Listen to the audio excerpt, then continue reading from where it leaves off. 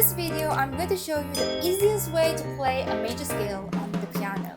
Scale is the foundation of all musical harmony.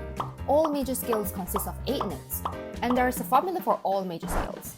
First, there are 2 words you should know, whole step and half step. When you look at the keyboard in front of you, there are white keys and black keys. If the arrow requires to move 2 half steps, it will be a whole step. Whereas, if the arrow requires to move just 1 single step, it will be a half step. Here is the formula for a major scale. Let's begin with C. So what I will do now is to list out all the letter names starting from C, D, E, F, G, A, B, and C. The key of the scale refers to the first note of the scale. Here, C is our key note. Therefore, this will be the C major scale. From C to D, we have a whole step. Because going from C to D, you need to move 2 half steps. Then whole, half, because from E to F, it only requires 1 half step. Then whole, whole, whole, half.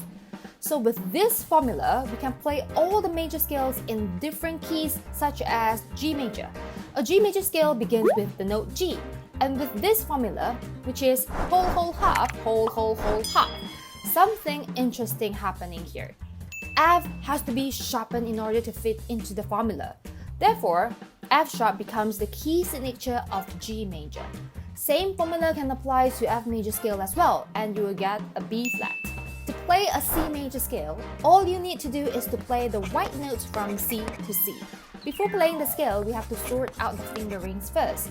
For the right hand, you start from finger 1, 2, 3. Then you turn your thumb underneath, reaching the note F with the first finger. Then continue using 2, 3, 4, and lastly 5. For descending, the fingerings are the reverse version of how you play going upwards.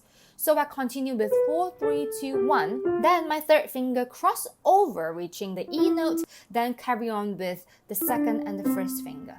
For the left hand, you start from finger 5, 4, 3, 2, 1, then turn to 3, 2, 1, and for descending, 2, 3, then turn the thumb underneath to 1, 2, 3, 4, and 5. To challenge yourself, you can play them with both hands together.